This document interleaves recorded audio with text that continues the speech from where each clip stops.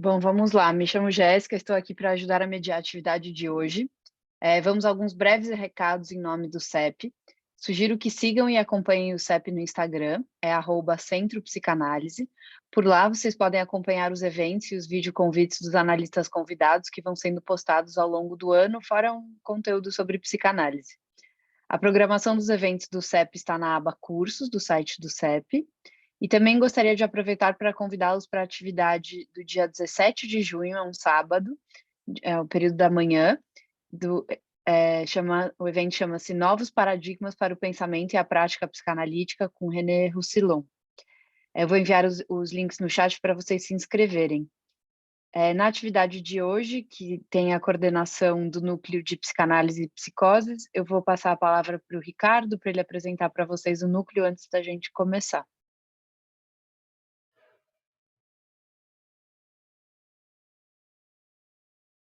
Ricardo, acho que tá no mudo ainda. Pronto. Estão me ouvindo agora? Sim? Obrigado, Jéssica. Gente, boa noite. É um prazer estar com vocês aqui, né? Eu sou Ricardo Teles de Deus.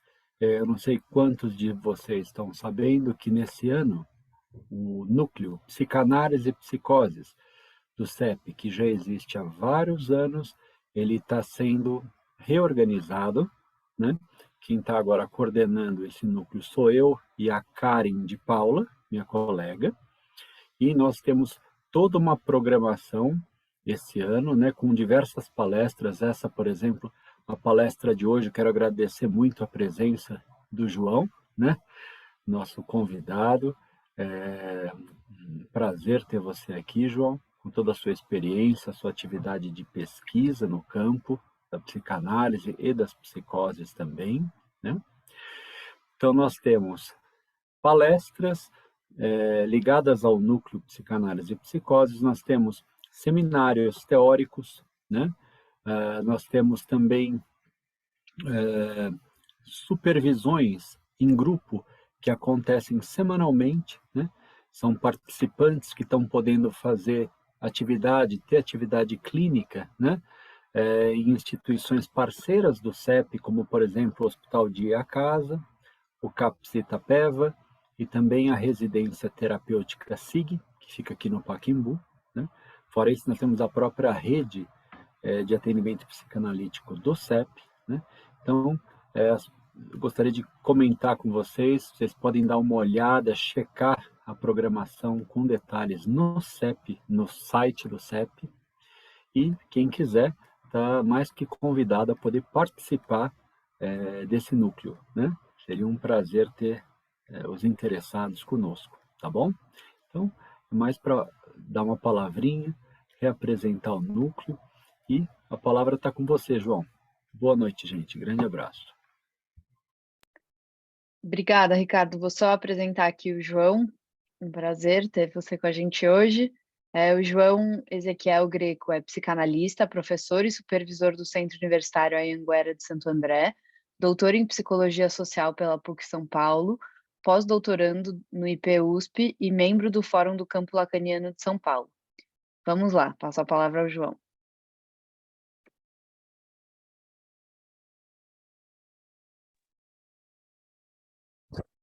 Boa noite a todos. Bom, eu queria fazer uns agradecimentos e algumas correções antes da minha apresentação. Eu não pertenço mais à Universidade de Anhanguera, eu estou agora na Universidade Ibirapuera. Eu já não estou mais, os dados são antigos, peço desculpas. Faço parte agora da Universidade de Ibirapuera, estou num programa de mestrado em psicossomática na Universidade de Ibirapuera. Talvez seja a única universidade que mantém um curso de mestrado em estrito sensu em psicossomática, psicanálise e psicossomática. E eu fui convidado e estou lá como professor orientador e também como editor-chefe da revista psicossomática da universidade. Queria fazer um agradecimento especial ao Ricardo e à Carina de Paula, nessa retomada aqui no CEP, né, que nós estamos retomando esse núcleo das psicoses, né? Eu acho extremamente importante, né, e eu fico muito feliz e muito agradecido pelo convite que o Ricardo e a Carina me fizeram. Também queria agradecer a gentileza da Jéssica da apresentação também. Também não posso esquecer também a direção do CEP, né, o apoio que tem me dado. Eu também não posso esquecer que toda vez que eu faço apresentação nos congressos e faço apresentação dos temas que eu defendo, que eu faço, de citar algumas pessoas que são relevantes nas pesquisas, principalmente dessa área da psicose, que para mim não é uma área nova, é uma área de muitos anos. E não são poucos, são muitos anos realmente. E o começo dessa situação toda é o professor Renato Mezan, que sempre foi uma pessoa assim, de muita referência para mim, como meu professor, meu orientador.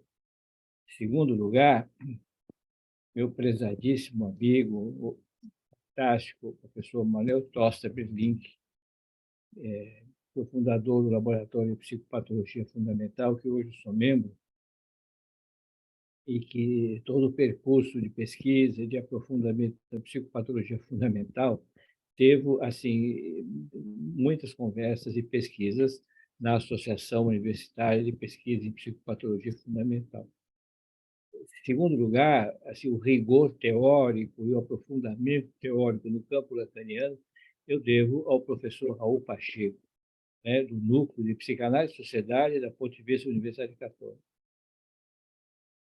Eu não posso esquecer também ao meu queridíssimo amigo, né, professor Christian Dan.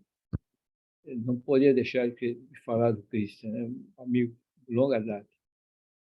E, por último, aos colegas do Fórum do Campo Lacaniano. Isso não poderia deixar de lado.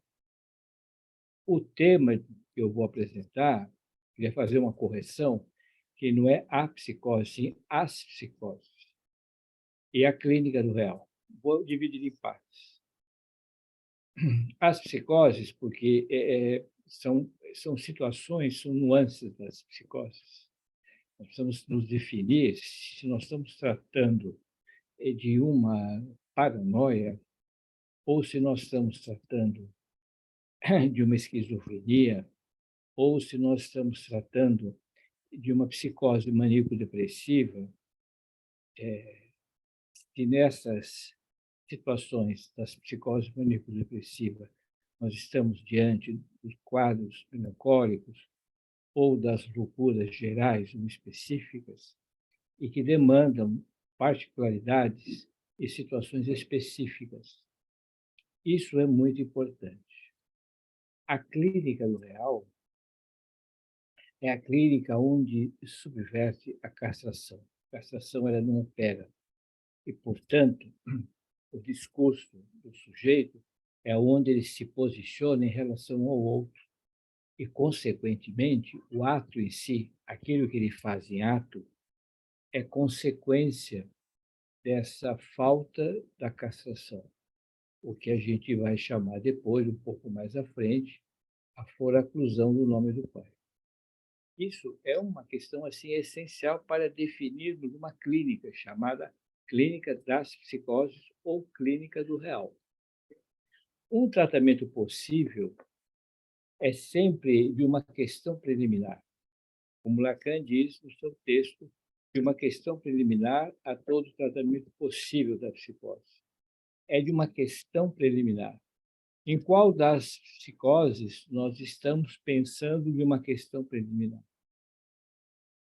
A interface da passagem um ato é o ato em si, mas o ato não é um ato que eu estou me referindo aqui de um comportamento em fazer algo, mas falar se expressar, ou andar, ou não andar, numa esquizofrenia catatônica de não andar, ou um estado de uma euforia, de um quadro assim extremamente ventilado, é uma passagem ao ato.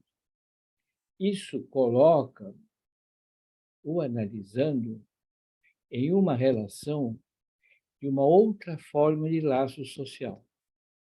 O laço social que nós temos em mente, o que nós temos mais ou menos, o que nos baliza, o que nos orienta, é que o sistema capitalista nos coloca como idealizado, aquilo que nos faz como produção de mercado. Isto, o psicótico, ele não está devidamente aparelhado para estabelecer essa lógica, para dar conta dessas condições. Portanto, ele está subvertido, ele está à margem dessa situação. Por outro lado, o sistema do capitalismo ele não é colaborador, incentivador desse laço social. É mais uma questão de um individualismo e de meio de produção.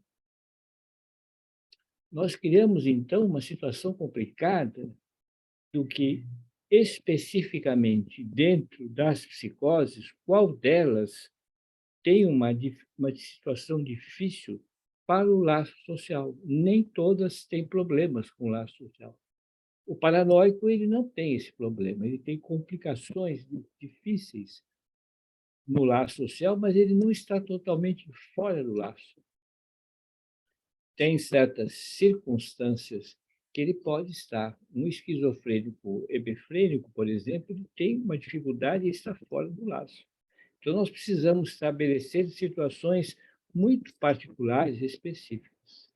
Por outro lado, nós temos uma situação muito delicada para sabermos que tipo de clínica é essa que nos demanda, qual é a posição do analista frente a tudo isso. Isso não é uma situação muito fácil, porque nós não estamos dentro de uma clínica onde nós temos que dar com a castração. Isso quer dizer que nós temos uma situação que nós temos que ter uma elasticidade da técnica. Temos que pensar como Ferenczi, que a elasticidade da técnica é essencial, porque o analista não somos nós, é o analisando. É dele que demanda as necessidades. É dele que vem o manejo, não somos nós. É uma inversão. A clínica da psicose é uma situação um pouco delicada nesse aspecto. Eu acho que uma coisa fica assim para nós analisarmos um pouco depois.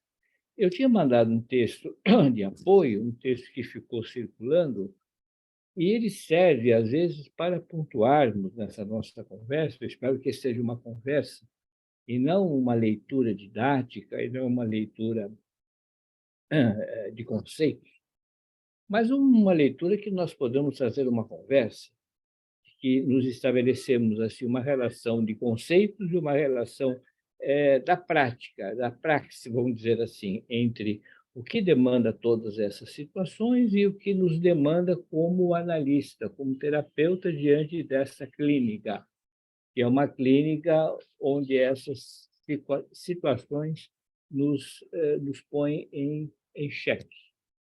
A gente sabe que perfeitamente que Freud, a gente começa sempre por ele e nunca depois dele. Esse é um ponto marcante da psicanálise. Qualquer situação da psicanálise sempre se começa por ele, nunca depois, e nunca uma outra referência que não seja por ele. Esse é um ponto fundamental na psicanálise. Isso é assim como se fosse algo sagrado.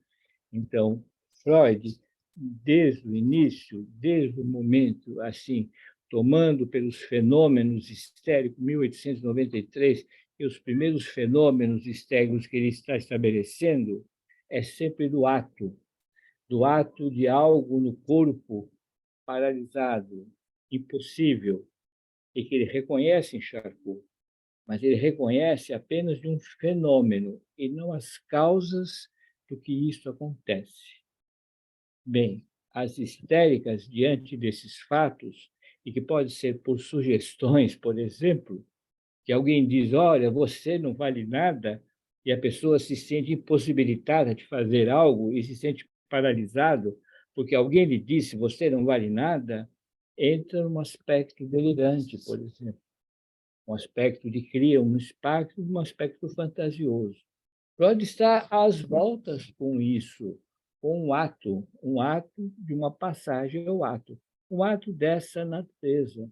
É que no texto aqui eu coloco, assim, logo no início, né, uma relação que o laço social, desde a época do Freud, estabelece uma situação daquelas pacientes lá de Charcot, né, de que elas estavam, assim, pouco assim desaparelhadas das suas vidas cotidianas e das suas vidas assim interpessoais, não é?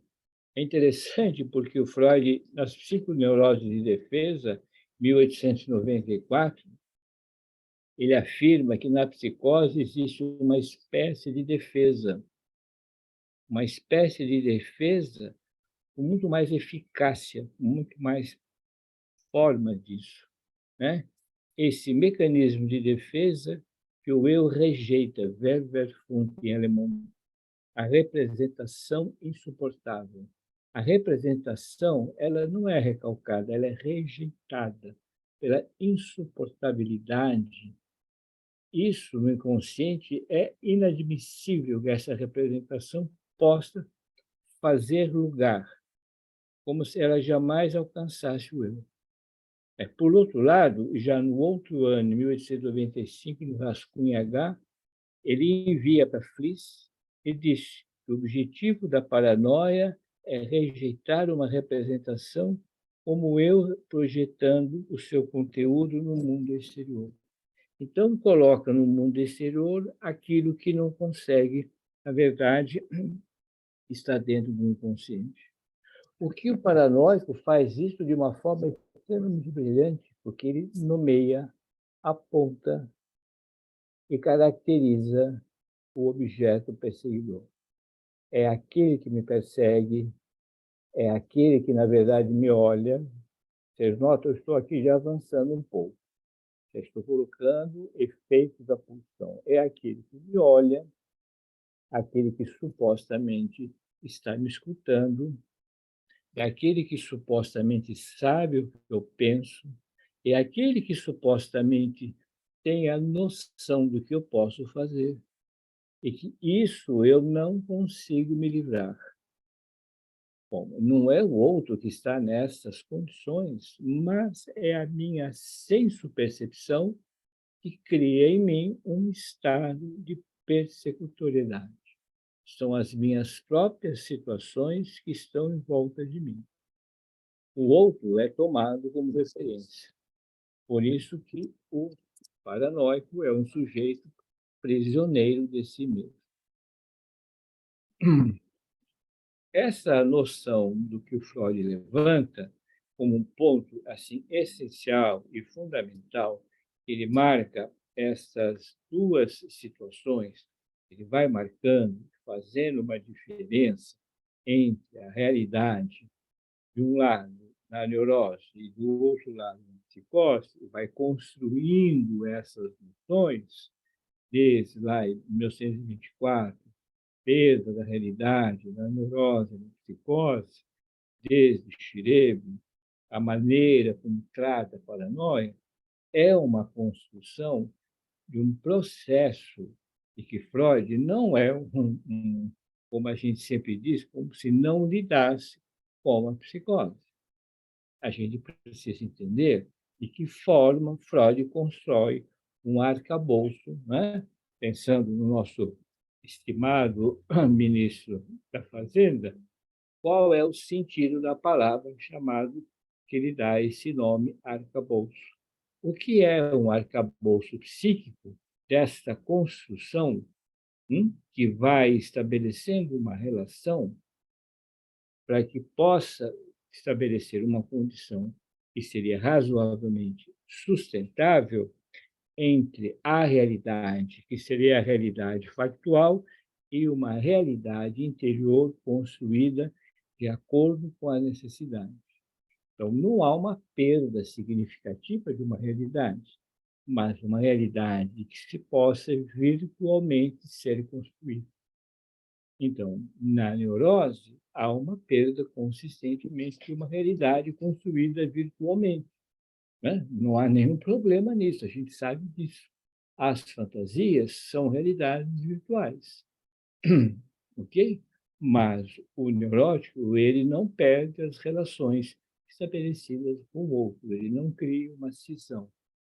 Na psicose, como ele tem essa dimensão e que rejeita aquilo que poderia estar no consciente, então esta fantasia já não é mais uma fantasia, mas é uma questão assim, virtual para que ele possa viver de uma forma muito diferente. Freud sabe disso, Freud coloca isso muito bem. E Freud trata de uma questão assim relevante, tomando assim um ponto da psicose, que é a paranoia. Porque nas esquizofrenias temos um problema, que é justamente a dificuldade do laço social, das relações interpessoais, das relações estabelecidas daquilo que seria do cotidiano. Como ela se aproxima muito de uma neurose obsessiva, o paciente não consegue estabelecer relações minimamente com o outro, minimamente terapêuticas. E na paranoia, as situações são mais palpáveis, maleáveis. Por isso que na paranoia, tanto para Freud quanto para Lacan, existem situações muito diferentes. Por isso que a formalização delirante, o aspecto, a construção delirante, a lógica do delírio tratada por Freud no presidente Schreber, a lógica do delírio é uma lógica muito específica do delírio schreberiano. Essa lógica do delírio é uma lógica de influência, uma lógica de que o Schreber vai construindo uma lógica sobre influência, chamada assim delírio de influência ou delírio de querência. Isso é feito por Magan. Magan é o grande psicopatólogo que vai construindo uma lógica de delírio. Se vocês voltarem no presidente Schreber, ele tem com ele forma de delírio dos pássaros. Os pássaros cantam e, pelo canto dos pássaros, ele consegue estabelecer uma sintonia. Pelo canto dos pássaros, ele consegue estabelecer um ritmo quando ele sai do hospital. Pelo canto dos pássaros, ele consegue estabelecer nesse ritmo, ele consegue fazer versos, e que esses versos ele faz uma rima. E, ao fazer a rima e rimar, ele dá uma consistência, que é essa consistência é uma repetição. E a repetição dessa rima, frase por frase, dá um certo automatismo mental. É como se fosse uma tentativa de o quê? De uma estabilização nesse quadro dele. Página 278, 279 das Memórias de Schreber. Quer dizer, então, esta posição é uma posição interessante, porque delírio tem lógica, mas qual é a lógica delirante estabelecida? Não é simplesmente alguma coisa superficial. Precisaríamos entrar numa psicopatologia específica do pensamento delirante para sabermos como isso funciona. Que eu vou tratar um pouco no texto mais embaixo, que eu vou contar a história, por que aquela situação da moça tem uma relação do universal para o particular. esta posição do Freud, quando ele estabelece uma lógica dessas dimensões, como há uma interpretação, eu amo, eu odeio, amo, essa bivalência, essa alteridade lógica que tenta estabelecer. A construção do que nós vamos pensando dentro da psicose é que nós temos que estabelecer, então, uma saída para isso. Nós temos que deixar, então, a castração de lado e entrarmos naquilo que subverte a castração, que é, na verdade, a foraclusão do nome do pai. Bom, para sairmos da castração, nós temos que deixar as neuroses de angústia, as neuroses histéricas, as neuroses obsessivas. É o que dá conta da castração. Do outro lado, vamos ficar com aquilo que, na verdade, a castração realmente não dá conta. São o caso das psicoses e do autismo, que é uma outra questão que não entra. Muita gente acredita que seja uma estrutura, mas muita gente diz que não. Mas se é as psicoses, mas qual delas? Em que situação nós estamos falando? É uma esquizofrenia? É uma situação em que o corpo se vê assim em pedaços? O corpo se sente assim, de uma certa forma, numa tentativa de criar uma situação unária? É uma tentativa de ter uma gestalt, de ter uma figura fundo? Porque, não sei se vocês sabem, mas quando lá no estádio do espelho, e que o garoto precisa olhar para o espelho e sentir, na verdade, e que o outro é seu semelhante, precisa haver uma gestalt, precisa haver uma certa consistência entre a formalização desse corpo meio desajuntado para uma forma pronta. Na psicose, na esquizofrenia, esse corpo nunca consegue ter uma percepção desse corpo todo ele dentro de uma certa percepção. Esse corpo é sempre em partes. Por isso que a perna, o braço, parece que está sempre desajuntado, mas não é que está, é o senso-percepção. E aí nós temos que ter uma ideia dessa noção da percepção, porque isso é muito importante. Quem trata disso é Merleau-Ponty, né? Então, a gente tem que pensar se é do percepiens ou do percepium. Se é do percepium, é da percepção. Se é do percepium, é do percebido. Então, para o psicótico, o percebido é o que é desajuntado, porque a percepção ela não consegue, na verdade, estabelecer uma correlação. Isso, o Freud já está dizendo isso desde das Ding. Por quê? Porque a palavra passa a ser coisa e não representação da palavra. Então, quando o sujeito vê a perna, ele acha que a perna não é dele, a perna não é dele realmente. A minha paciente senta de lado e diz para mim assim: vou sentar de lado com você, vou ficar de perfil, não vou mudar de lado. Porque do outro lado não tem nada, estou vazia, não tenho rosto, eu só tenho esse rosto do perfil. Do outro lado, para ela não tem rosto, não tem nada. Eu só posso ficar com você assim, porque assim você só vai me ver esse lado. Ela diz: a minha barriga tem uma boca que fala com você. Eu vou ficar quieta e essa outra boca da minha barriga vai passar a falar com você. Eu digo: bom, se ela vai falar comigo, não vou escutar, porque eu quero ouvir da sua boca, e não a boca da sua barriga. Mas a barriga dela tinha uma boca. Quer dizer, essa mutação senso-perceptiva faz o quê? Uma mutação dessa senso-percepção. Bom, isso é um quadro de um quadro esquizofrênico mais sério, mais grave, e não de um quadro paranoico, que é muito diferente, que está muito mais preocupado do que supostamente teria algo que incidisse sobre ele, como se houvesse uma invasão que soubesse o que se passa dentro dele. Ok?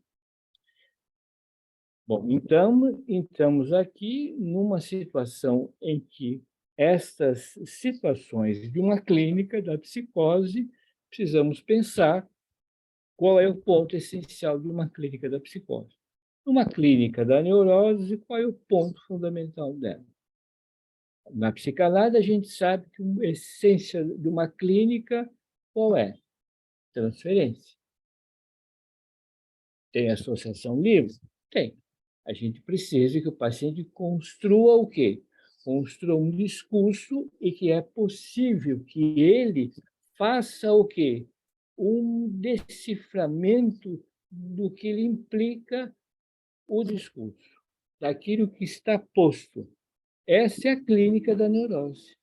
Na psicose, o real, aquilo que aparece, aquilo que está posto, não tem condições disso, mas aparece. E o que está colocado? Está colocado um delírio. Qual é o conteúdo delirante que aparece na clínica do real da psicose? Aparece. Se aparece, muitas vezes o paciente não é o paciente, como não vai ficar no divã, porque ele não tem condições, porque a sua angústia é a angústia da fala, da tagarelice, sem ponto, sem vírgula, de um delírio de coisas juntas e desconjuntadas. Só que nós temos uma outra questão, que isso de coisas juntadas e desconjuntadas, para nós, é coisas que nos afeta no nosso psiquismo, de coisas juntadas e desconjuntadas, porque nós não somos assim. Nós somos da clínica da neurose.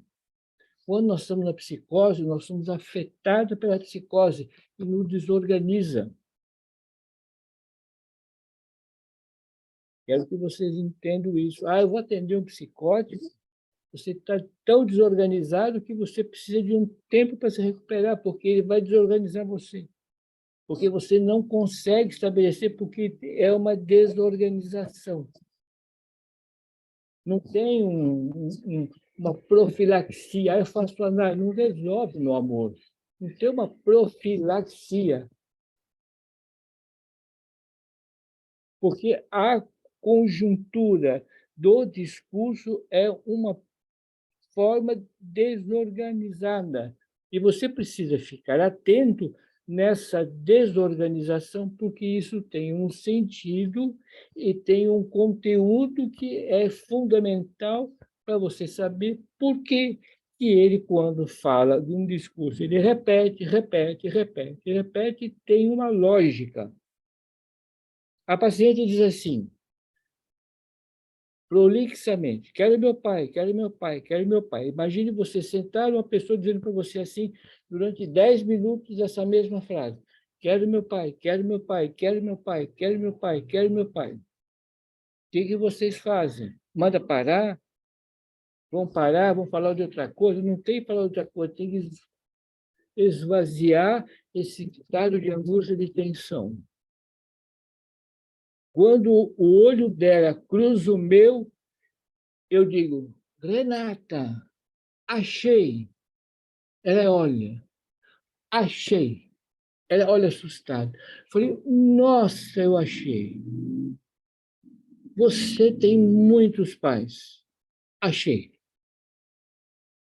Você tem seu avô, da sua mãe. Tem seu pai, você tem o seu pai. Você tem outro seu pai que foi embora. E você tem a mim também, que sou pai. Quantos pais você tem em você? E aí você não consegue ter nenhum. Qual deles você quer? Aí ela para. Você está cheio de pai. Tem seu avô que está do seu lado, porque ela tinha assim, uma ideia que um avô acompanhava. Ela tinha uma alucinação de um avô. Tem o outro avô, tinha o pai dela que ela queria. Tem a mim, que era pai, que ela sabia que eu tinha uma filha. Ah, eu falei que eu tinha uma filha. Nossa! É justamente esse lado dessa elasticidade que tem que ser colocado. Ah, na neurose eu não falo, não posso, tal. Na psicose não tem isso, porque senão não dá certo. Porque o paciente ele está numa volúpia, aí para, a angústia para, escoa. Aí ela olha para mim e diz assim, o que eu faço? Eu falei, pega um para você, boba. Você tem muito, tem gente que não tem nenhum. Pega um. Vamos ficar com um que dá certo? Aí você fica com um. Resolveu, pessoal? Não resolveu. Ela volta de novo. Quero meu pai, quero meu pai, quero meu pai. De novo. Eu falei, caramba, pode ser um deles, pode ser seu avô, que é para aliviar o quê? Esse delírio, que não é um delírio de sentido, mas é um delírio que não ressignifica e um abandono de uma mãe solteira, auxiliar de enfermagem, que conheceu um médico, ficou grávida e teve uma filha. Esse cara, pá, foi embora. E mal ajudado.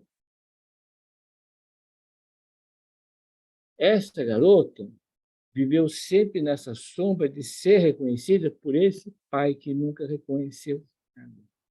O delírio vem nessa dimensão. Quero meu pai, quero meu pai, quero meu pai. Não adianta, ele já tinha vindo algumas vezes falado com ela, mas não resolve, porque não é da consciência, da ressignificação, como se fosse do nosso, não é? Tá ok? A história para o delírio, ela tem uma reconstrução delirante de um furo que não deu mais, porque fora concluiu, passou, devia ter sido lá atrás, mas não teve. Aí, sabe o que acontece? Ela constrói dois maridos, de ponto. Ela tem dois maridos assim de pessoas assim ilustres, cantores, e tem dois filhos com eles, ou mais dois pais. Abarrotada de pai sem pai, justamente aquilo que falta nela. Esta figura paterna, pensadora, que põe uma marca. Então, para entender essa forma delirante, essa forma assim prolixa, está dentro dessa dimensão que eu trago para vocês.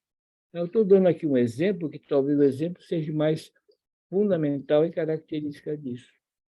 Ok?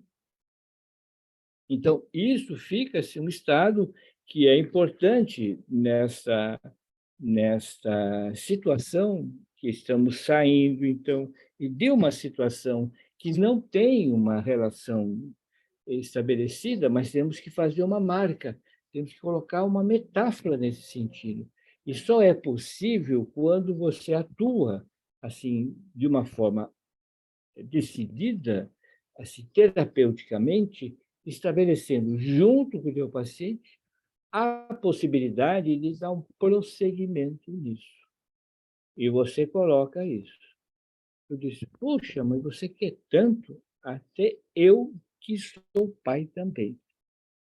É o risco que eu faço, porque eu poderia estabelecer aí uma relação transferencial eritromaníaca. É um risco, mas é uma forma de aliviar a angústia do paciente. Ok?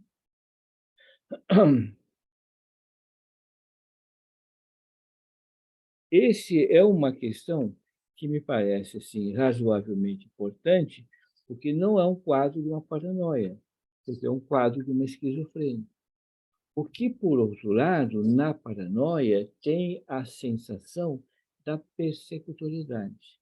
E da persecutoriedade é o que você entra agora em uma relação em que o ato em si, a passagem ao ato, que na neurose é vista como uma forma como se o sujeito fizesse alguma coisa, assim, elaborasse, pensasse depois, e tivesse uma construção elaborativa após um discurso, alguma coisa, que a gente poderia dizer um acting out.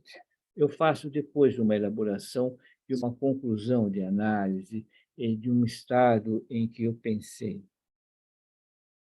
Só que na neurose é possível, e na verdade se faz. O paciente diz, nossa, eu saí da análise e um dia depois eu comecei a pensar naquilo que estávamos conversando. E me veio várias questões a respeito do que eu conversei com você. E aí eu fiquei alguns dias elaborando aquilo que eu conversei com você e me passou várias ideias e vários pensamentos. Isso é um ato. Pensar dessa forma é ato. Chama-se acting out, fazer algo que é decorrência daquilo que foi feito. Poderia até fazer algumas coisas.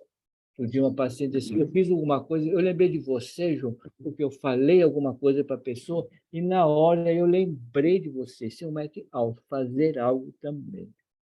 Mas na psicose, será que tem isso? Ou as coisas mudam de figura? As coisas podem mudar de figura. Na esquizofrenia, talvez seja essa situação que eu mostrei. Mas na paranoia, as coisas mudam de relevância, porque as questões são aquilo que se imagina que o outro vai saber dele. É possível que o paranoico, da relação terapêutica, fica muito mais complicada, porque você tem um quadro de uma esquizofrênica. Recomendaria um livro chamado O Diário de uma Esquizofrênica. É muito importante esse diário, porque é uma terapeuta que vai tratar de uma moça esquizofrênica e acaba levando, uma médica, ela acaba levando a esquizofrênica para a casa dela, tamanho o grau de vulnerabilidade que essa paciente tem, e acaba levando para casa. É o diário de uma esquizofrênica. Muito importantíssimo, que vale a pena. Mas na paranoia, como fica? Supostamente, ele acredita que há pessoas que sabem o que ele pensa, têm ideia do que se imagina. De um paciente que ele dizia assim, lá no final da sala tem duas moças, elas conversam entre elas. E eu tenho certeza absoluta que a conversa delas diz respeito a mim. E o que elas conversam é sobre eu não gostar de mulheres. Isso eu tenho certeza absoluta, não gostar de mulheres. Isso é um ponto essencial dentro da paranoia, as fantasias homossexuais. Quer dizer, aí nós precisamos, e o Freud é muito claro nisso aí, que essas fantasias homossexuais não são fantasias do ato sexual, mas o sentido da projeção e da introjeção que não reconhece como se é do outro, mas se reconhece como de si mesmo. Então, na introjeção, é o reconhecimento só de si. E aí há uma mudança de reconhecer isso de forma ambígua. Então, ele acha que a conversa delas é uma conversa de que estão dizendo que ele não gosta de mulheres. E aí tem toda uma sequência dele, que ele vai fazer algumas coisas para compensar essas fantasias, como ele não gosta de mulher. Por exemplo, ele vai criar assim, vai fazer implantes de cabelo, muitos implantes de cabelo, avançando pela testa, como isso fosse um sinal de que, dessa forma, ele daria dando um sinal às pessoas que, se ele tendo bastante cabelo, é um sinal de que ele não era uma pessoa que não gostasse de mulheres. Isso criou uma situação complicada para ele. Ele vai fazer várias cirurgias nas axilas para não transpirar, porque assim ele também não daria sinais que ele não gostasse de mulher. Veja o grau de paranoia que o sujeito vai entrando. Então, esta noção, como fica na clínica, você tratando ou uma pessoa dessa natureza. Porque se você aponta alguma coisa, se você fala, se você mostra, se você insinua, ele vai dizer que você também está no mesmo rol dessas outras pessoas que provavelmente ou possivelmente sabe da vida dele ou você tem ideia do que se passa com ele. Isso é de uma questão, assim, realmente complicada nesse aspecto, né, e isso me parece, difícil na clínica da paranoia. Bem, temos algumas questões aqui que é sobre algumas formas de manejo, algumas formas de que nós temos manejos que me parecem relevantes aqui, né. Eu tinha mandado um texto e eu queria contar, então, aqui, expandir um pouco aqui, eu queria ler um pedacinho, porque isso me abre a possibilidade de que o texto aqui tem aqui uma incisão lógica e eu queria abrir um pouco mais, depois abrir as perguntas, né. Então, na página 5 desse texto, eu acabei eu não queria me referir ao texto, eu quero só mais contar um pouco disso. Antes disso, deixa me trazer um outro exemplo clínico, porque como o sujeito acredita que quando ele olha para as coisas, que esse percepiens, ou percepium, que é a percepção, é, não tem muito efeito, mas o percebido é a referência. Me lembro um caso no CAPS, em que, numa roda com algumas alunas, uma delas tinha uma tatuagem com o nome do seu esposo. E um dos pacientes lá tinha o mesmo nome. E ele ficou extremamente afetado e foi agredir essa moça, que ele queria arrancar do braço dela o nome tatuado, que aquele era o nome dela, o nome dele estava no braço dela. Ele achando assim, olha, esse nome não pode ficar no braço dela porque é o meu nome, eu não dei permissão. Quer dizer, a percepção e o percebido, no caso da psicose, ele não tem a mesma dimensão que nós temos. Foi uma dificuldade tentar tirar e convencer, é o seguinte, olha, você tem um nome e o esposo dela tem o mesmo nome que você, mas ele é diferente de você. Muito difícil essa noção. Tá? Eu estou colocando esse exemplo porque é o exemplo que eu quero dar aqui. Naquilo que é assim do universal, incide no particular. Essa é uma lógica delirante que é tratada no livro do Maleval, Couto Maleval, que trabalha essas lógicas do delírio. Então, eu vou ler um pedaço aqui para contar a história desse caso aqui e o manejo disso aqui. Ele assim, o psicótico mantém uma particularidade estrutural frente ao laço social. Isto é, não estabelece um laço social e tampouco se mantém nessa condição do laço social pelo discurso. O discurso é sempre um discurso ambivalente, sem estrutura.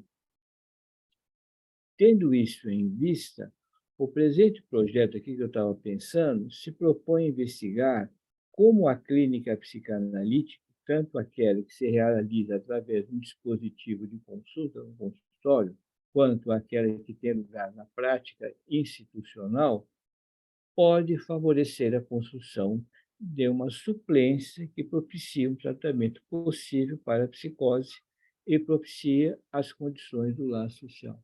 Como é que você pode proporcionar, tanto no seu consultório, que você pode atender, como numa instituição que você trabalha? Que tipo de situação é propícia para você sustentar a condição de um laço social? Nesse jogo de acolhimento e sustentação, delirante ou alucinatório, O imperativo de um discurso pode ser a causa ou determinação de um ato. Em sua tese de doutorado, da psicose paranoica e sua relação com a personalidade, Lacan, em 1971, revela a cadeia de pensamentos evolutivos, resolutivos e estabilizadores para o psicótico, fazer do ato a realização do que o alucinado persegue. A esse respeito, esse rapaz do Carvalho apresenta uma reflexão sobre o que pode ocorrer em condições de impertinência do tratamento possível das psicoses, particularmente se não forem atendidos os requisitos do lar social e a ética da psicanálise. Você sabe que a tese do Lacan é, no caso da Aimee, que ela sai lá e tenta passar a navalha na casa de uma moça que está acompanhada de um editor que recusou a publicar os seus escritos. A passagem ao ato, como resultante das condições da expressividade na psicose, às vezes pressupõe um longo período de preparação, embora nem sempre observável, que o acompanha, mesmo se tornar nas condições da esquizofrenia. De certa maneira, é importante salientar os aspectos lógico-dedutivo que acompanha essa manifestação de a passagem ao ato e sua construção delirante e conclusiva que culmina o ato. Quer dizer, a passagem ao ato na psicose não é uma situação assim momentânea, toma lá da cá. Vou parar um pouco aqui e vou me reportar a uma situação da neurose, que é a questão do trauma. O trauma, ele apresenta situações de ressignificação, e isso apresenta ao longo de um tempo. Quando o sujeito padece de uma questão traumática, por uma situação qualquer, esse trauma ele tende a se ressignificar. Na clínica, precisa ter uma sensibilidade para decifração dessas manifestações do trauma. Por isso que é fundamental uma leitura Sandor-Feld sobre o trauma, para sabermos fazer essa situação. Na psicose, as relações delirantes, alucinatórias, quando elas aparecem, a estrutura e o conteúdo do delírio e da alucinação, elas não aparecem simplesmente de uma hora para outra. Elas têm uma longa construção e uma longa história sobre isso.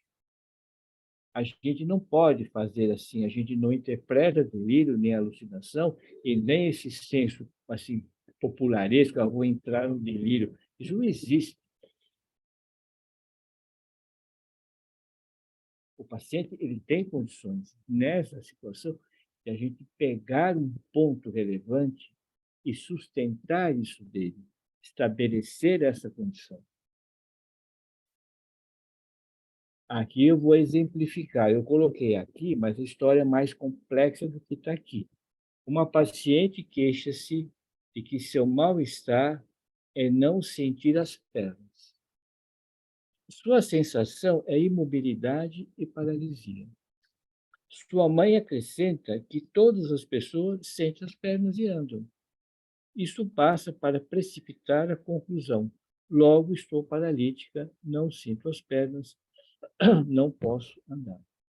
Aqui eu apresento uma dedução lógica, mas a história não é bem assim. Essa moça é uma esquizofrênica. Pela manhã, essa moça acorda e diz para a mãe: meu corpo está todo quebrado. Sinto dores horríveis.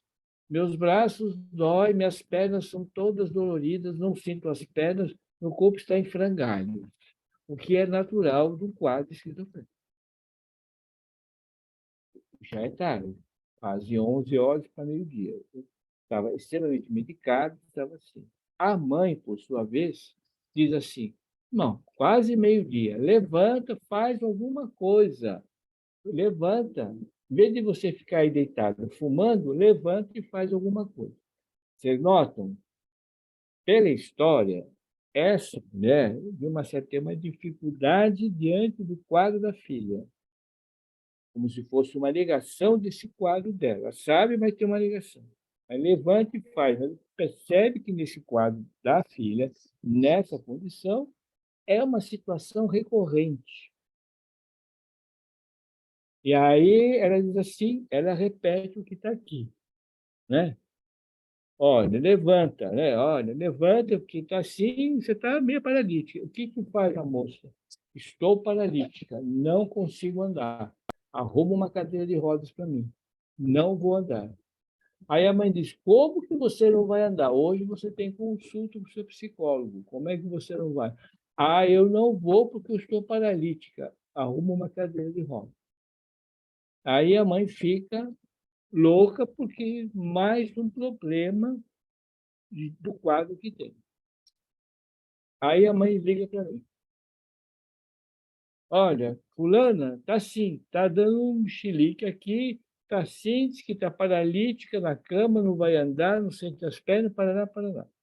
Como é que a gente resolve essa parada?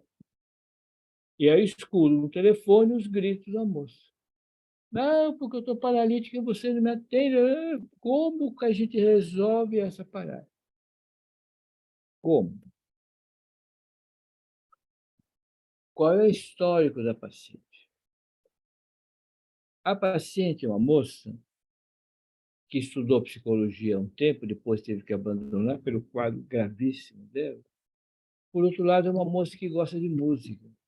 Ela gosta de música, toca piano. Quando estava uma época, tocava piano.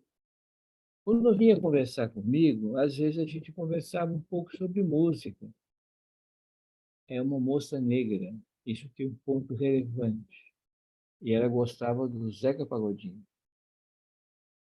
E às vezes eu fazia um jogo com ela, um jogo da alteridade.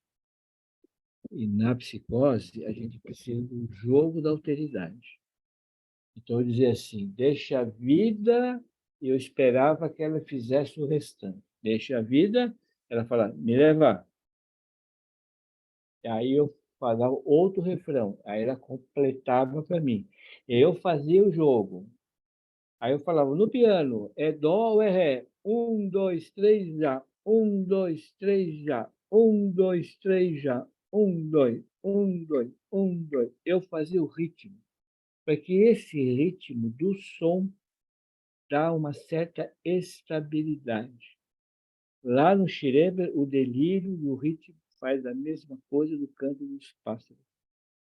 Eu estou pegando a sonoridade lógica do delírio. Quando a mãe dela desliga e fala, eu deixo falar com ela. Aí a mãe disse assim, eu falei, oi, Renata, o que te dói? Ah, minhas pernas, tal. Mas eu queria te ver, estou com saudades. Como eu faço? Como eu faço? Ah, mas eu não vou com minhas pernas assim. Eu falei, tá, mas você pode vir sem as pernas. Você não precisa ter as pernas para você vir me ver. Para que perna? Para que você precisa ter perna para vir me ver, mulher? Mas como que eu vou sem as pernas? Vai ser bem sem as pernas, você vem no balanço. Como? Vem no balanço. Vamos lá, vamos ensaiar. Um, dois, três. Um, dois, um, dois. Vem no balanço. Deixa as pernas de lado, deixa as pernas aí. Vem no balanço. Vamos comigo. Um, dois, um, dois. Repete comigo. Vamos lá. Senta na cama e repete comigo. Um, dois, um, dois. Deixa a vida me levar. Um, dois, um, dois, um, dois. Aí ela fala: posso levar o Júnior? Traz o Júnior, que é os filhos marginais. Traz o Júnior. Posso levar o D2, que ela achava que ela era casada com o cantor D2. Falei, traz o D2, porque o D2 sabe do ritmo. Aí ela levanta. Aí ela vem. A mãe fala assim: o que você fez? Foi no final, a sua filha que fez, a sua filha que sabe o ritmo para poder vir. O que eu estou tirando dela? Estou tirando a lógica do universal e colocando a relação dela do particular. Ela colocou uma situação dela de um universal no particular, estou invertendo essa lógica dela. É o que está colocado aqui. que eu não posso mudar. Eu estou invertendo essa questão dela. Eu estou colocando nela o ritmo dela. Porque anteriormente, no consultório, eu fiz o jogo do escravo de Jó. O escravo de Jó era de novo rico. Escravo de Jó, você sabe, lembra o escravo de Jó? Escravo de Jó, jogava um caixangate. O que eu preciso pôr na esquizofrenia? Eu preciso pôr uma alteridade. Mas como é que eu ponho? Vamos lá. Escravo de Jó, o que você tem na mão? Eu tenho um chiclete, eu também tenho um chiclete, vamos jogar com chiclete. Aí ela vai sair da sessão e eu falo, escuta uma coisa, precisa pagar a sessão. Mas eu tenho dinheiro. Você tem dinheiro, abre o bolso. Quanto você tem? Eu tenho 10 centavos, é o dinheiro da sessão, 10 centavos aqui na ponta. Na semana que vem você arruma dinheiro para pagar a sessão. Eu implico ela em uma situação de organização e de uma alteridade. Conceito. Na esquizofrenia, o que falta? Paranoia. Na esquizofrenia, tem falta de paranoia. Eu preciso botar nela alguma coisa de persecutoriedade. Eu preciso achar um caminho para colocar um delírio de persecutoriedade. Renata, vem. Pode ser que eu esteja, pode ser que eu não esteja. Venha, apareça. Apareça quando? Não sei. Venha. Você marca a hora? Eu não vou marcar a hora. Você aparece quando você puder. Para criar uma situação de que quando ela viesse, pode ser que eu estivesse ou não. Para criar uma situação do que? De alteridade. Daquilo que tem sempre certeza.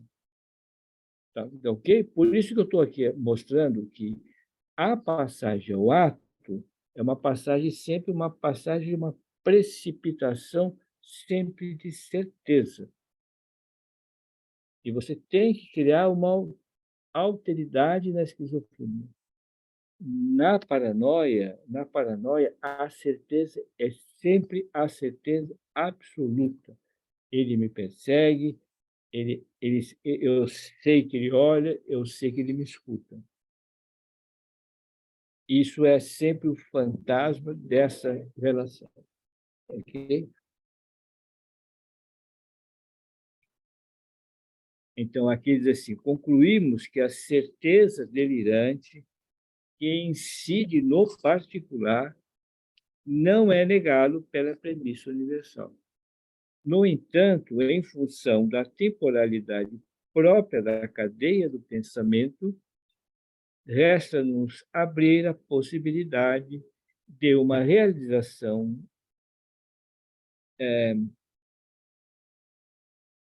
assimática dessas deduções, bloqueando em alguns pontos o desenvolvimento da certeza mediante a introdução daquilo que Lacan chamou benefício da dúvida.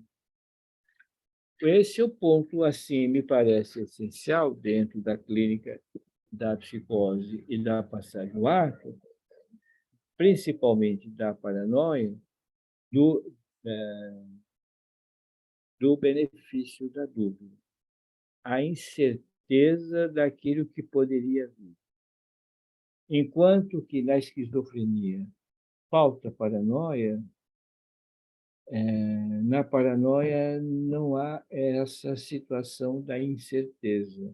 Por isso que o benefício à dúvida sempre é algo assim, a carta na manga seria relevante. Okay? Há sempre uma possibilidade. O que você pensava sempre assim, o paciente assim, paranoico, assim, bem grave, assim, ele trabalhava numa repartição e ele achava que as pessoas sempre o perseguiam porque ele não era um homem solteiro, ele usava uma aliança para justificar que ele era casado. Ele sempre acreditava que as pessoas poderiam saber. E aí diziam para mim, as pessoas sabem, as pessoas sempre têm em torno delas que tem uma mentira a meu respeito. E essa mentira todo mundo fica sabendo. Então, qual é a saída quando o paciente fala isso de um sujeito paranoico? e ele é ser categórico, porque é o imperativo categórico da persecutoriedade. Então, a saída é assim, realmente, de fato, você tem razão. Primeiro, eu afirmo. Então, você tem razão. As pessoas podem desconfiar que você usa uma aliança. E pode ser que você seja casado ou não. As pessoas podem pensar qualquer coisa. São dois lados da questão. Mas, por outro lado, nem todo mundo está preocupado em saber da sua vida conjugal. As pessoas têm os problemas delas. É você que está preocupado apenas só com isso, com a vida das pessoas. Ele saía na rua e ele via uma polícia, ele achava que o rádio da polícia estava falando dele. Aí ele falava assim, não, eu estou andando, vi uma polícia, eu preciso sair fora para dar uma volta imensa, porque aquela polícia lá, o rádio estava falando de mim. Eu falei, sim, é possível que o rádio estivesse falando de você. Com certeza estava falando de você. É possível. Agora, eu vou te fazer outra questão. Você acha que a polícia ia perder tempo com você, uma pessoa tão equilibrada, uma pessoa de bom senso? Ou você acha que você é uma pessoa tão especial assim? O que dizer, mostrar para eles e descaracterizar esse estado de tensão. Ah, aquela pessoa está olhando para mim. É possível que a pessoa esteja olhando para você, ou a pessoa está olhando acima dos seus ombros. Talvez ela esteja olhando outra coisa muito acima dos seus ombros e não para você. Mas você tem a convicção que seja você. E isso eu não posso negar, que a sua preocupação ela é válida. Então, nós temos duas questões aqui para conversar. Uma, que você acha que é você, e a outra, que são coisas que estão além de você. Como é que nós vamos resolver essas duas coisas? São duas coisas que nós temos que resolver. Se é com você, o que é que você tem a oferecer? E se não é com você, o que é que você também tem que oferecer? Quer dizer, eu estou pondo uma alteridade, na verdade, que ele não tem. É uma dúvida que é incisivo no paranoia, porque ele é sempre da certeza. Esse é um ponto assim difícil, porque mesmo assim ele volta numa insistência, na paranoia, ele é determinado, ele é objetivo, ele é incisivo nessas condições. Só que o laço social que ele tem, ele é comprometido, porque ele é seletivo, ele é recluso, ele estabelece situações muito difíceis.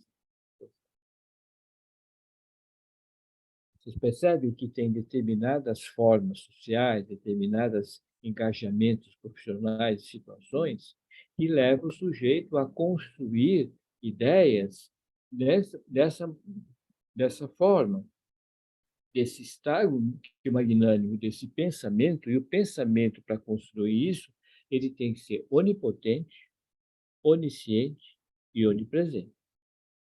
Portanto, o eu ele tem que estabelecer uma grandiosidade de tal ordem, de tal magnitude, que o supereu tem que estar sob seu domínio.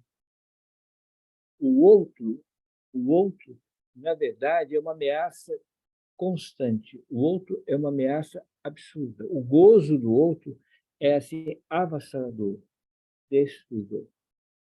Essa questão paranoica é uma questão, hoje, uma questão social mais grave possível, com maior gravidade. O racismo estrutural do Brasil passa por uma questão paranoica. Qualquer forma de que nós estamos vivendo hoje no Brasil, racista, é uma questão paranoica. Qualquer situação hoje. Essa dimensão, ela extrapolou isso. Assim, abruptamente, assim, incessantemente. Nós criamos aqui no Brasil um Estado, porque antes, assim, por volta de 1880, antes de 1888, antes da libertação dos escravos, a ideia de loucura era a ideia da paranoia.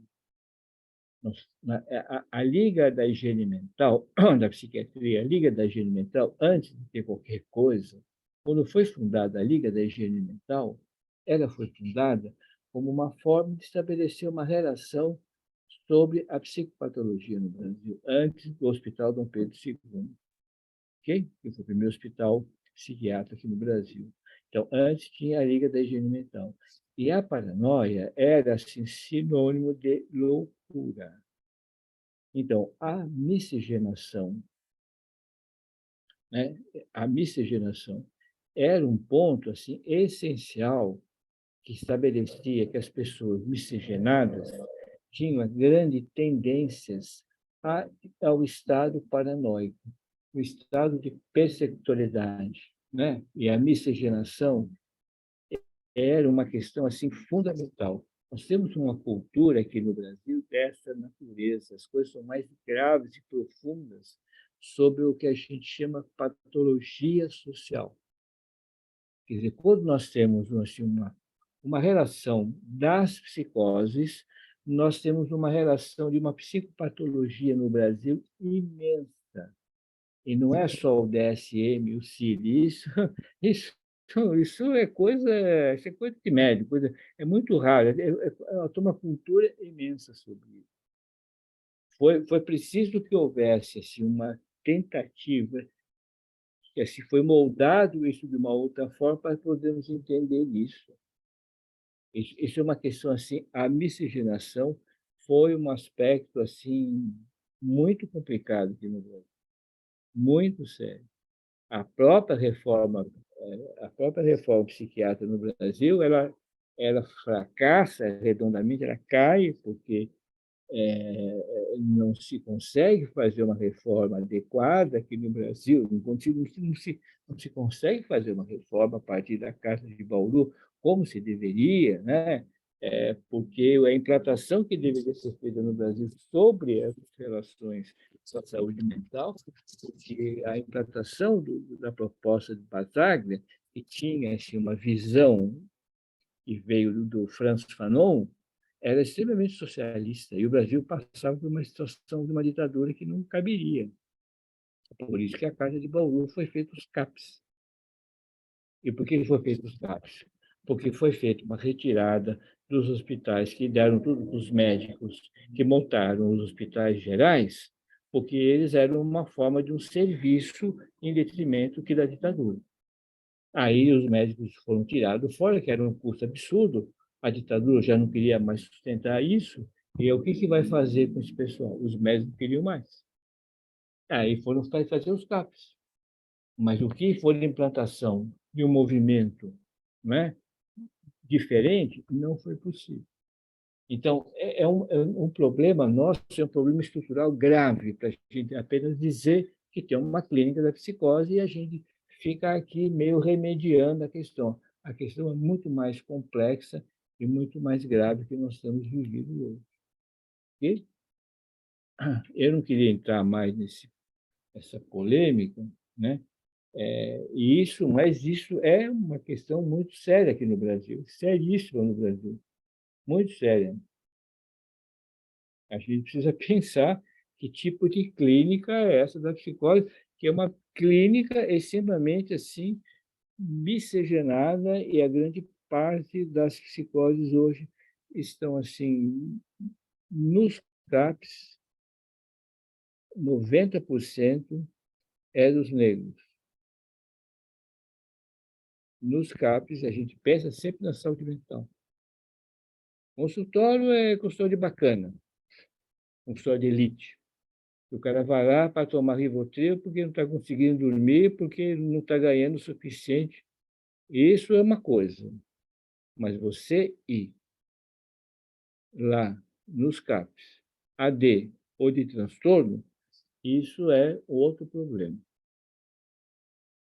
Ok? Muitas vezes, a gente precisa de um lugar para o paciente ficar contido. Eu estou falando isso, a pessoa está achando que eu sou louco, mas o paciente precisa ficar contido. O paciente vai morrer se não ficar contido. Ele se mata. O paciente em surto psicótico, ele se mata. É a mesma coisa um autista. Se o autista não for contido, como ele faz? Deixa ele, vai sentar com ele, conversar com ele. Olha, meu bem, você não fica assim, você fica. Não, você tem que conter o autista. Um paciente em surto, psicótico,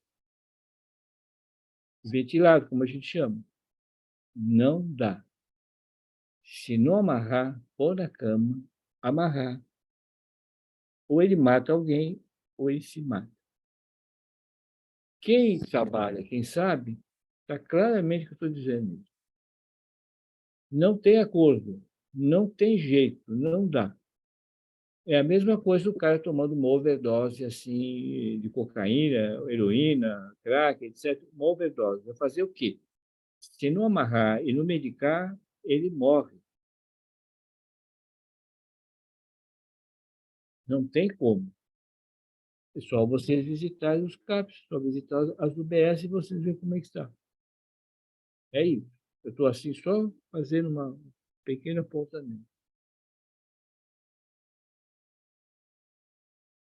Só vocês vão no hospital, servidor público, vão nos hospitais aí, vocês veem lá, psiquiatra, como é que estão as pessoas. Não dá. Agora querem abrir as casas que de custódia. Não dá para soltar essas pessoas que estão lá. Essas pessoas não podem sair. As pessoas não têm condições. Como é que vai soltar um cara desse? Não tem condições. Isso é muita conversinha com as quais as pessoas não têm base nenhuma para dizer isso.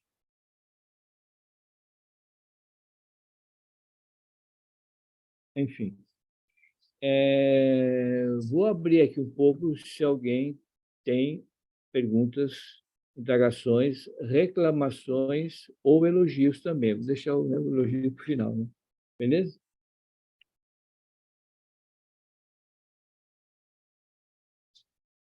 Pessoal, quem quiser fazer alguma pergunta, algum comentário, pode levantar a mãozinha do Zoom ou mandar pelo chat. Se não quiser falar, eu leio aqui.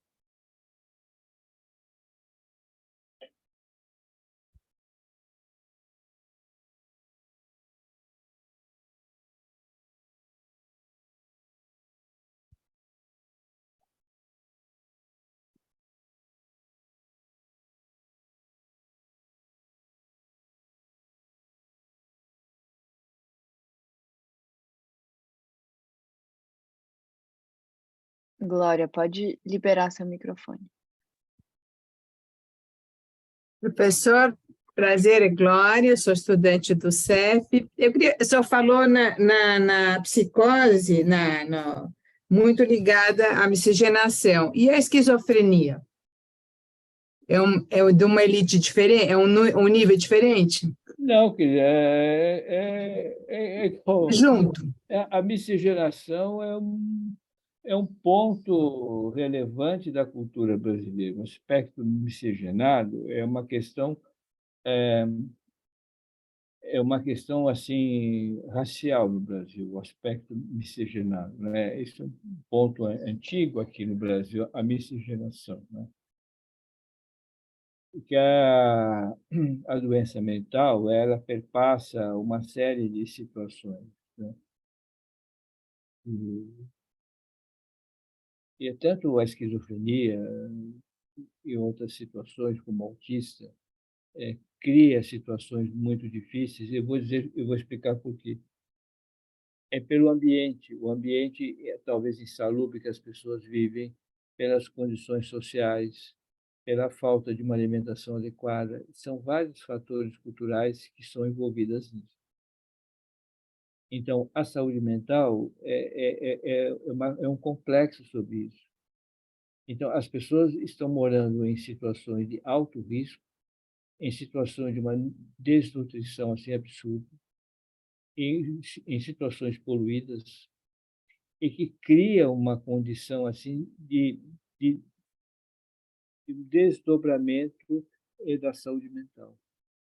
Então, hoje, você tem assim uma série de situações dessa natureza.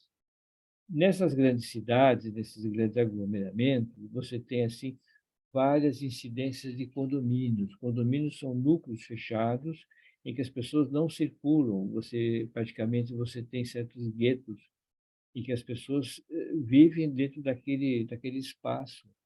Isso quer dizer que fica uma situação assim circunscrita. As pessoas praticamente elas são só prestadoras de serviço.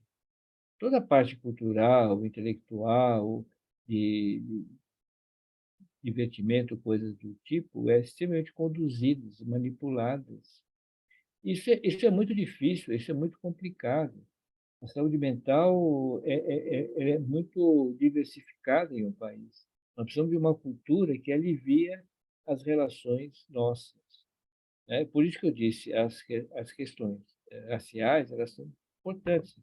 Essa semana aqui, foi ontem, o rapaz aí na França, na Espanha, uma situação absurda, né? Um jogador lá sendo vaiado, chamando de macaco, é uma coisa absurda. E mesmo aqui no Brasil, né, as pessoas sendo assim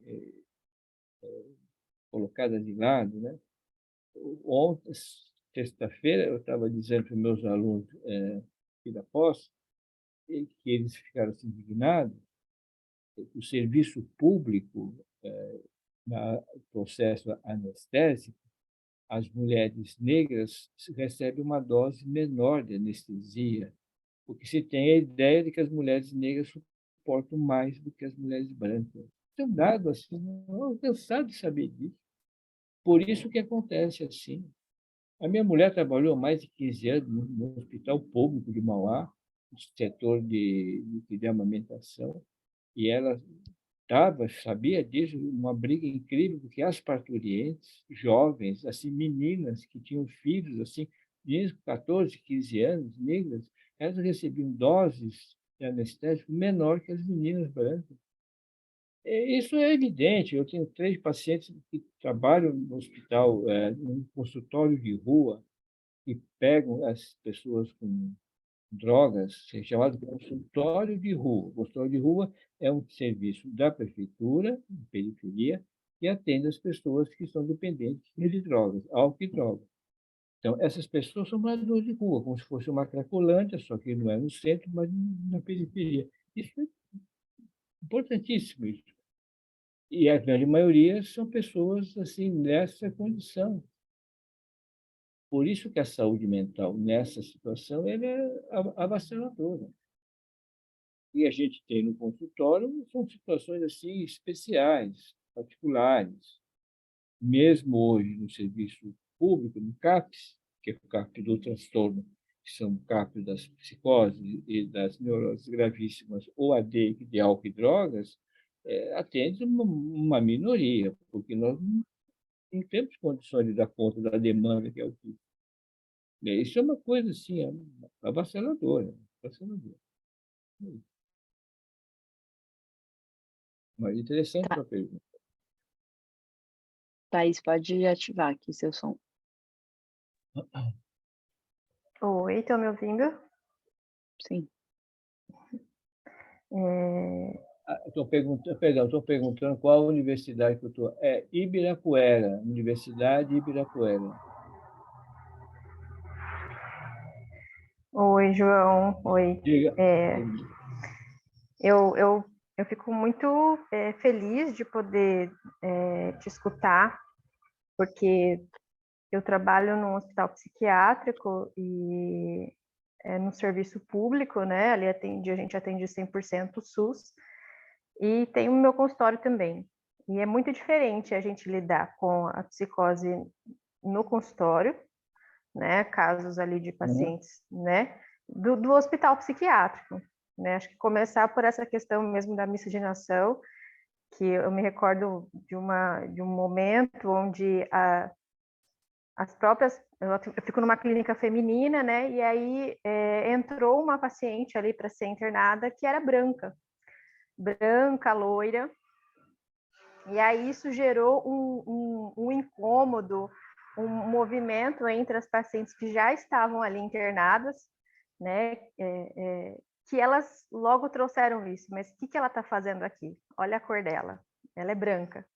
né? Porque a gente coloca, é 99, sei lá, por cento dessas pessoas que são internadas, elas são negras, né? E assim, de uma verdade. situação de muita vulnerabilidade social, né? Então, de fome, de não ter acesso à moradia, né? E eu me coloco muito a pensar mesmo sobre o que implica isso, né, nessa questão da loucura, porque aí a gente também está falando de uma situação tão precária de vida, né, acho que tem tantos atravessamentos, né, eu não consigo nem muito formular muitas coisas, porque me vem, assim, muitos pensamentos dessa realidade de que a gente só tem acesso ali no SUS, né, seja num CAPS ou seja num hospital psiquiátrico, porque foge muito do contexto que a gente recebe na clínica particular, né? Enfim, eu acho que é Você tem fundamental razão. essa sua fala. Você tem razão. O pessoal perguntou qual é o nome da autora do livro, é Csikszentmihalyi.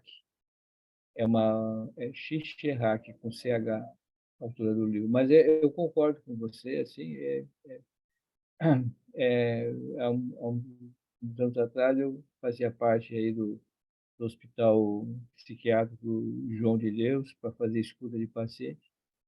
E, na verdade, eu nunca peguei uma paciente dessa escuta branca, só pessoas negras e pardas. Eu fui professor de psicopatologia, eu fazia escuta de paciente com meus alunos, acho que mais de 10 anos, 15 anos, no CAPS, AD, de transtorno.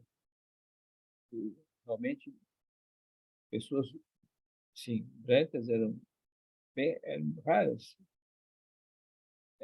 Na cidade de Santo André, que vinha toda aquela região assim, Santo André, ali o final de São Paulo, ali, enfim, uma região muito carente. E é interessante porque as patologias dessas pacientes eram patologias de longas internações em hospitais, e de homens também, e de mais de 10, 15 internações. E o quadro não era um quadro para tão gravidade de internação. Mas era assim, o que ficava evidente é por uma inaptidão social. Inaptidão.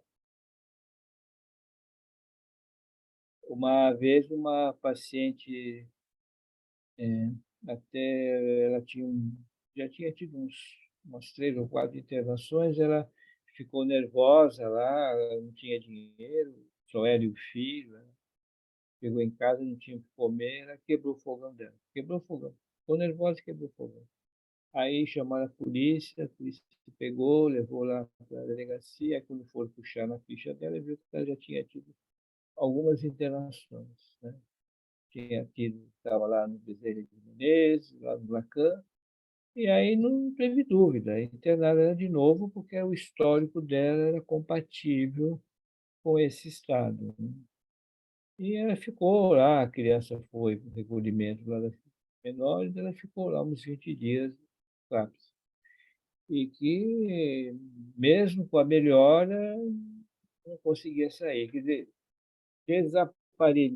há um desaparelhamento do sujeito. O sujeito fica desaparelhado da sua vida existencial, né? A gente precisa entender isso. Essa outra questão levantada é uma questão assim, de conceito de surto, ou seja, um surto psicótico. É difícil, não é uma questão assim de surto, é uma questão assim talvez de reposicionamento psíquico. Mesmo na neurose, mesmo na psicose, o paciente precisa de um tempo para se reorganizar e não para se internar. Isso é uma afronta internar um paciente porque houve apenas um desarranjo dele psíquico para se reposicionar. O problema não é o paciente, o problema é quem está do lado do paciente.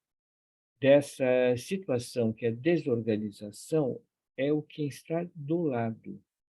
Do lado se desorganizam mais do que o próprio paciente.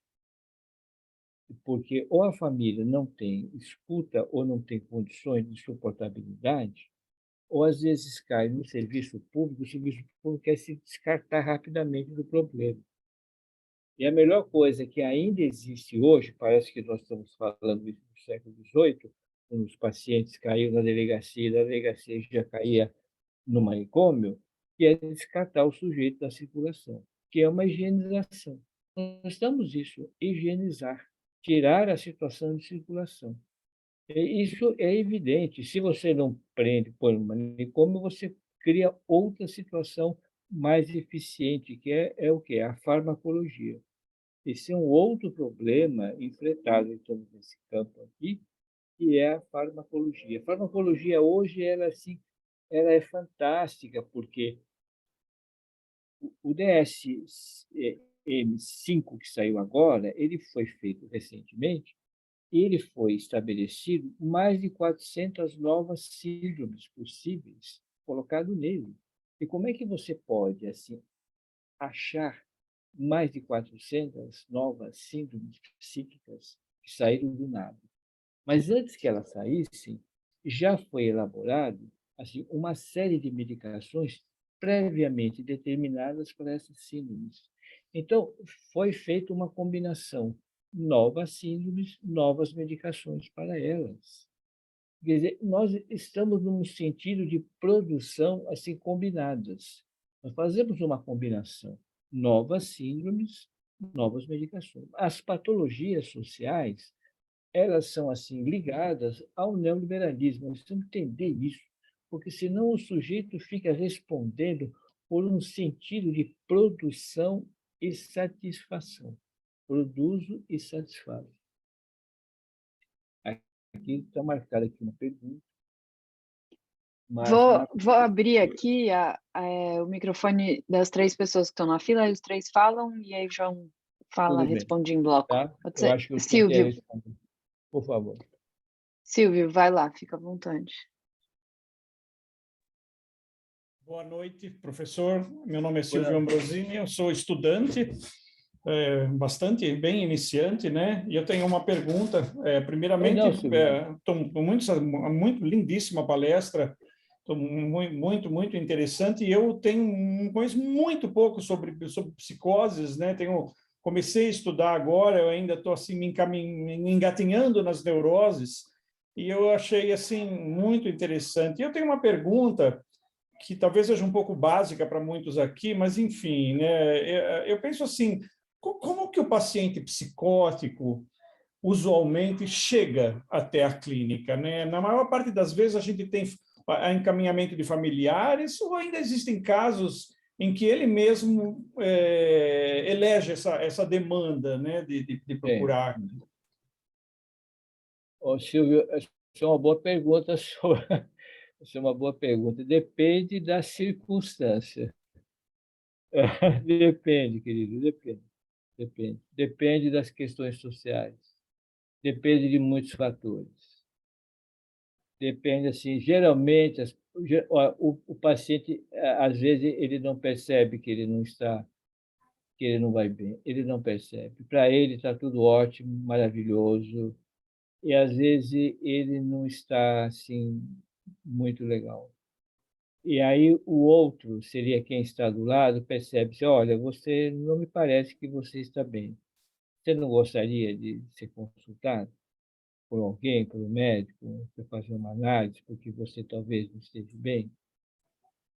No primeiro momento, geralmente o paciente recusa, porque a sua autoobservação é sempre uma referência. Quando o paciente está em surto psicótico, quando o paciente tem assim, um delírio, alucinação, que o caso já é grave, mas isso ele tem uma longa história. Geralmente ele é conduzido, porque ele já não tem quando ele está no surto. É a mesma coisa, eu atendi há pouco tempo um rapaz que ele já tinha assim, alguns prenúncios, preâmbulo de surto. E uma vez ele teve um surto e ele saiu, ele ele desceu para Santos a pé e foi até Cananéia a pé e subiu de Cananéia para São Paulo a pé, direto assim, sem assim, chegou aqui, quase morreu, mas ele estava em surto psicótico. Então, ele foi internado, ficou um tempo aí medicado, serota, e aí ele é conduzido, porque ele não tem discernimento sobre isso. Agora, quando você tem assim, um sujeito que tem um quadro paranoico, de uma persecutoriedade, e o sujeito tem um estado aflitivo, é possível que ele possa vir por ele ou alguém possa acompanhá-lo. Por quê? Porque, às vezes, o outro pode dizer melhor sobre o seu estado de saúde. Dizer, olha, ele está assim, está muito persecutório, ele não sai, às vezes ele sai na rua, daqui a pouco ele volta, ele acha que tem alguém lá na esquina que está vigiando, ele está muito inseguro, ele põe uma câmera de televisão lá para poder vigiar a rua, ele está muito assim, tem medo de bandido. Então, isso começa a sair nos extremos. Isso é muito relativo. Nos casos mais graves, sempre ele é conduzido. Os perversos, de uma certa forma, entrando por outro campo, são aqueles que, na verdade, têm assim, esta forma mais refinada, eles podem vir por conta, estão ao outro lado da moeda. Os psicóticos, eles às vezes vêm por conta ou vêm conduzidos. O outro lado da moeda são aqueles que se acham assim muito sabedores das coisas, ou muitos refinados e muitos sarcásticos, que são os perversos, que desafiam qualquer coisa e qualquer pessoa. Tá? Eu estou fazendo aqui uma correlação.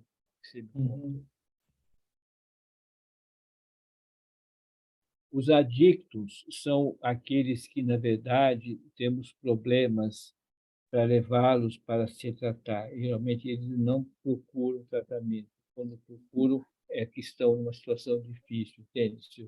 São os adictos, aqueles que, na verdade, fazem uso de uma substância psicoativa, qualquer uma delas. Às vezes, eles vêm porque eles estão numa situação difícil. Eles vêm só, né, mais ou menos isso. Gisele, vai você. Gisele, muito obrigado, muito obrigado. Okay. Boa noite, João. Boa noite a todos. O que, Gisele? João, eu faço um estágio numa casa terapêutica com 2 analisantes diagnosticados pelos psiquiatras como psicóticos, né? Uhum. São cada um é um psicótico, é um esquizofrênico, e o outro é uma incógnita. E eu queria fazer uma pergunta para você sobre a incógnita, que é esse analisante, que ele parece que ele tem todos os sintomas do mundo, né? Ele foi diagnosticado como psicose vazia, como se foi diagnosticado pelo psiquiatra como psicose vazia, vai lá saber exatamente o que ele quis dizer. Mas a minha dúvida nas sessões primeiro, que ambos já passaram por hospitais psiquiátricos, já foram internados em clínicas e estão nesse estágio que supostamente é intermediário para voltar para sua casa ou ter uma vida donos das suas próprias vidas. Essa que é a questão, me parece, às vezes, quando se fala em saúde mental e pessoas que estão nesse estado. Aí a questão é a seguinte: os psiquiatras, eles diagnosticam e dão remédio. Então, cada um desses 2 toma, no mínimo, por baixo, 6 medicações, né? E aí misturam vários sintomas, né? Então, o psicótico, ele tem crise de ansiedade, ele tem depressão, ele é um paranoico, né? Mas ele apresenta, assim, conversando, quer dizer, na sessão, você vê que tem vários sintomas. Primeiro, assim, a questão que eu me coloco. Então, toma tanto remédio para quê, né? Já que os sintomas continuam presentes na clínica, né? Essa é a primeira questão. O remédio não elimina o sintoma. A gente tem quando fala o DSM-5, que é um dicionário, né, o remédio, dosagem e o sintoma, né? Enfim, a incógnita é: os psiquiatras, eles fazem laudos, eles internam, eles desinternam, enfim, os psicólogos também podem fazer diagnósticos, né, laudos e tal. O psicanalista não tem essa entrada nesse campo, certo? Então, assim, primeiro, o que você acha desse excesso de medicalização, sendo que o sintoma não desaparece? Então, entra a psicanálise, um campo fértil para nós, psicanalistas, ou que pretendemos ser psicanalistas. Escutamos e que temos uma escuta especializada dos sintomas. Qual seria a saída? Tem um ponto da sua palestra que eu achei vários pontos, mas eu queria que você também linkasse com o ato, né? O ato é fazer algo depois do quê? Depois de uma sessão, a pessoa, se for um neurótico, você até faz uma pergunta e a pessoa vai pensar, na outra sessão ela elabora. Então, eu queria que você linkasse um pouco também a sua resposta, que é muito preciosa, em relação à elaboração. O psicótico, ele também elabora, mas ele elabora de uma forma totalmente diferente do neurótico, né? Você nem formula uma pergunta, mas tenha certeza, eu tenho 2 meses que o não dito fica suspenso para o psicótico, seja lá qual for a psicose dele. Na outra sessão, ele faz um delírio que é, de alguma forma, uma organização daquela resposta que ele não formula como o neurótico. Então, eu queria que você linkasse essas coisas complicadas, que às vezes tem muito preconceito também, né? Bom, Obrigada. Bom, primeiro, nessa sua primeira questão, do uso da farmacologia dessa quantidade, a gente tem que levantar uma questão importante da formação do médico psiquiatra. Fui professor na Faculdade de Medicina do ABC, da residência médica psiquiátrica, da formação do residente.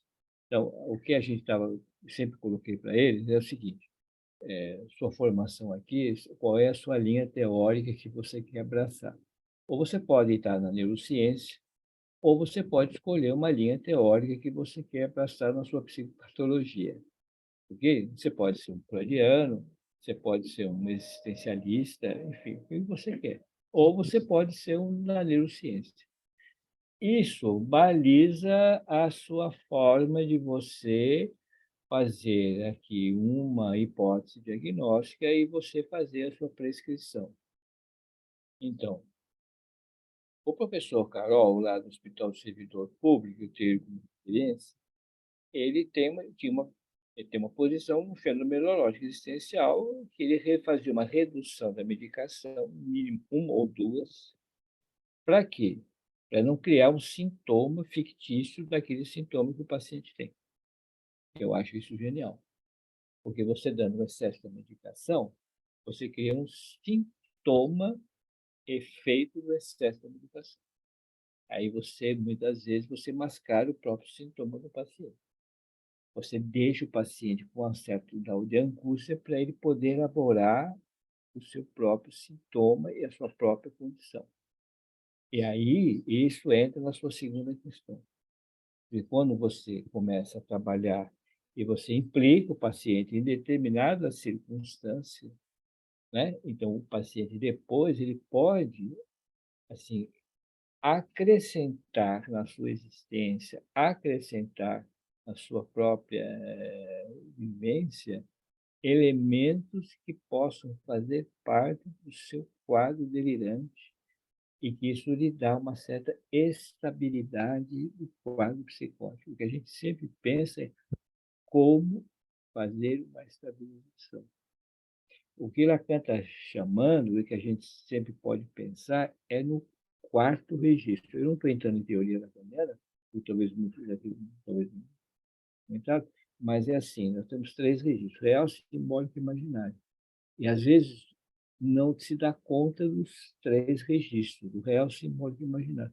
Mas é possível criar um quarto.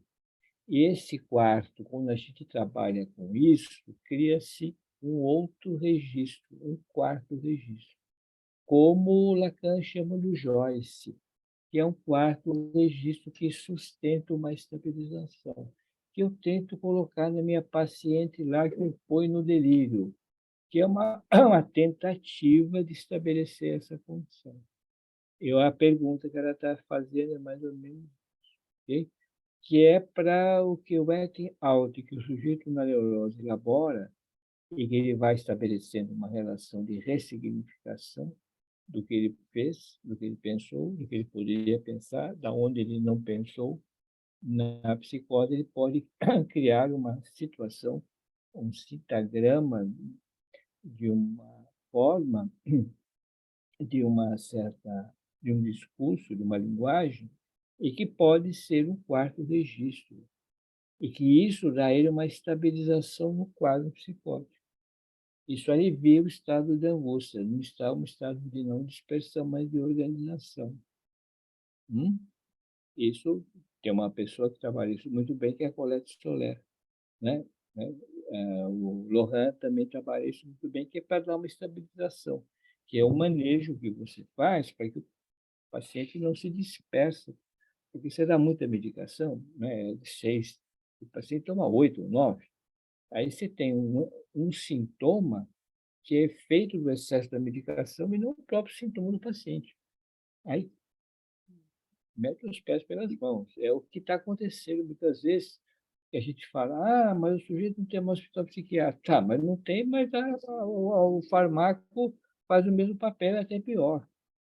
E aí, quando você pega o sujeito, né, esse paciente que foi lá para Caeira, o litoral que andou, ele ficou 4 meses tomando Aldol. 4 meses. O colega aí que trabalha no hospital psiquiátrico, imagina um paciente 4 meses com Aldol. Ele não conseguia nem falar, ele não falava, ele parecia mais um bebê de 4 meses que só babava. Assim, não sei se alguém já viu, assim, é extremamente horrível um paciente, um homem de 30 e poucos anos, casado, com efeito de Aldol. Fizeram isso para ele porque achavam que ele ia ter outro surto, mas ele não estava em condição de ter outro surto, ele ficou 4 meses com Aldol. Eu falava que a esposa dele vai lá, fala para o psiquiatra para diminuir o dó. E a psiquiatra não diminuiu, você acabou com o cara. Você acabou com ele. Cognitivamente, rebaixa, não tem memória, depois que saiu o Aldol, ele não conseguia pensar. Enfim, um estrago psíquico, a gente sabe disso. O problema não é só a medicação, o efeito colateral que fica e a consequência disso. Né? O colega que trabalha no hospital sabe o efeito que tem. Então, a diminuição da medicação proporciona essa situação. Espero ter respondido a pergunta dela.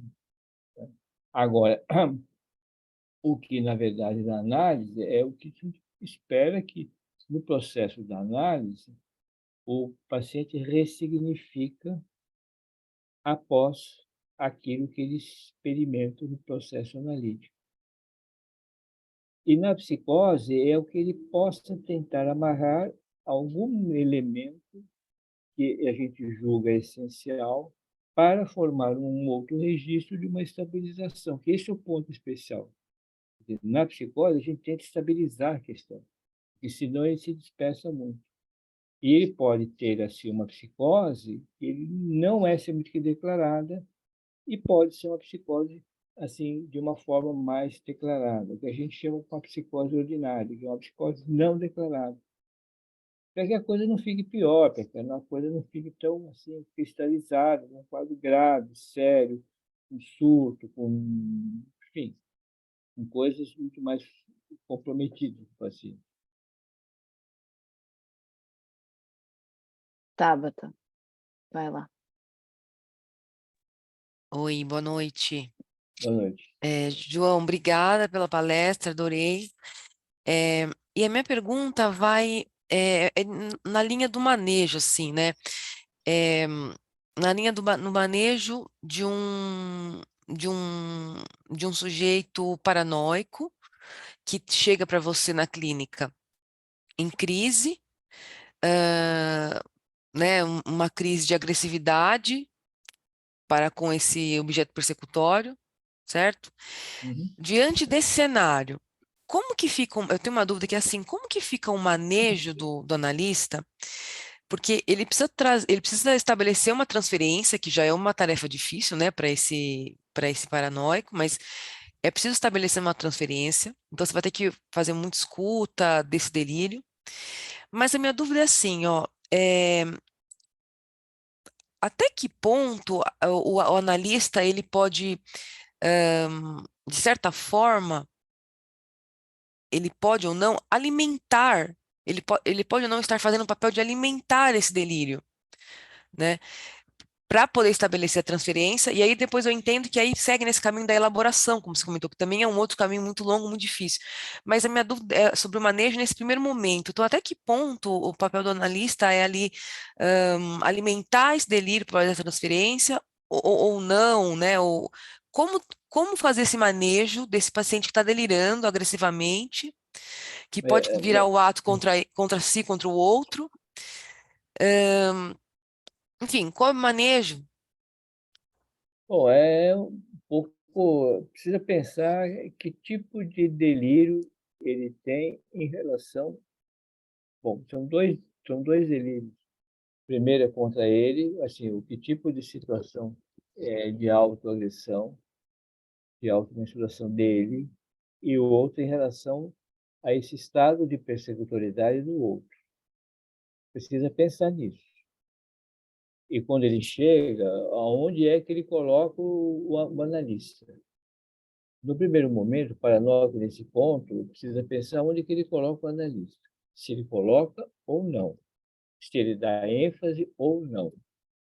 Transferência, não sei, não faço ideia, sou bem sincero. Não entra nessa de transferência, porque você está lidando com um quadro psicótico. E esse quadro psicótico, a psicose, qual é a transferência na psicose? Não é uma transferência da neurose. Se você pensar, uma neurose, aqui, se você vai lá ler a do Freud, você esquece, porque não é. Mas que transferência é essa que é possível? Em primeiro lugar, não tem essa relação de transferência ali. Em primeiro lugar, precisa pensar assim, aonde é que ele está me colocando? Se é que está. Se não, ele está apenas colocando você como o quê? Como fiador dele. Você apenas fazendo um papel de fiança. Fiança. Sabe quando você aluga um apartamento, que o cara da imobiliária diz assim, olha, você vai ser fiador aqui do seu amigo, você vai assinar aqui embaixo fiador. Você está fazendo isso com ele. Você é fiadora dessas situações que ele está dizendo para você. Que ele só está pedindo para você ser testemunha fiadora desta forma de reivindicação dele contra o outro, mas que outro? E contra ele, mas que ele. É uma coisa só. Só que ele está colocando você. Bom, para ele, você não é nada. Se estou sendo bem sincero com você, tá? Você não é nada. Ele não está perguntando se você sabe, se você não sabe, se você quer, se você não quer, se você pode. Ele vai lá e dá o recado. Acabou? Até logo, passe bem. Na outra sessão ele chega, senta. Eu atendi um paciente durante mais de 5 anos. Ele nunca disse boa noite, bom dia, boa tarde. Ele chegou, sentou, foi, levantou, foi embora. Eu também nunca falei nada, porque esse era o ponto de sustentar o sujeito. Eu era fiador. A expressão que o Lacan usa de secretário do alienado é isso. O secretário não fica quieto, não fala nada. Não fala nem A, nem B, nem C, nem D. Por quê? Porque se você não sustenta esse lado de fiança, você não tem ideia do que isso tem que ser costurado, você tem que pensar por que ele está assim. Mas ele está brigando com essa fantasmagórica vida dele, mas o porquê que essa situação dele está ocorrendo? Porque se ele está com você, ele está conseguindo fazer isso contigo, que tem um grau de confiabilidade do que ele está depositando em você.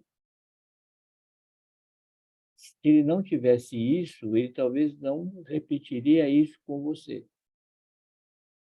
Senão ele teria, uma, duas vezes, ele teria ido embora. Porque ele está seguro da sua confiabilidade que você está assinando embaixo isso. É isso. Não pensa nessa relação. O que você tem que ficar atento se ele não vai depois fazer um movimento erotomaníaco, que é uma relação numa transferência.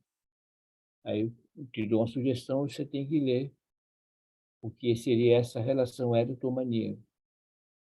E aí essa é outra questão conceitual para você saber se ele pode ficar encantado por essa sua tão disponibilidade. Mas é outra coisa. Mas, por enquanto, eu acho que o que ele está fazendo e que você está fazendo com ele é perfeito. Garantir essa situação e assinar embaixo o que ele está propondo. É isso. O que ele está assim com ele, entendeu? Ele precisa de alguém que, na verdade, subscreva toda essa situação.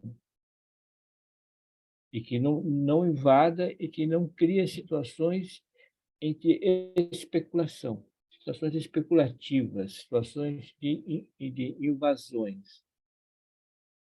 O quê? É isso. Perfeito? Eu acho que isso é um caminho maravilhoso. Eu sei que é difícil, porque falar é uma coisa bacana, mas na prática é difícil. Eu entendo. Mas esse, me parece, esse é um caminho mais melhor. Okay? É o que eu posso te dar aí uma força. Aí. Tem um livro do Quiné, não sei se você era aprendendo, não sei, mas tem um livro do Quiné, A Clínica das Psicoses. O Quiné ajuda bastante nesse aspecto, né? Eu acho que... Peenfim. João, deu o nosso horário aqui. Ui, desculpa. Já deu, querida? Ok, eu fiquei empolgado com o tema e agora estou numa pesquisa agora, eu acabei um pós-doc, agora vou entrar no outro, e o outro é sobre a lógica do delírio. Estou pesquisando a lógica do delírio com o presidente Schreber e agora estou entrando numa outra pesquisa também. Se tiver mais afim, depois a gente marca uma hora para conversar sobre isso. Tá bom? Ótimo, obrigada, João. Foi para ótimo. vocês aí, felicidades a todos. Boa noite. Tá bom. Boa noite, pessoal. Faço coro aqui com o pessoal do chat, todo mundo muito elogioso. Foi muito bom ouvir Obrigado, vocês. muito obrigado. Obrigada Valeu. pelas reflexões. Obrigado. Boa noite, pessoal.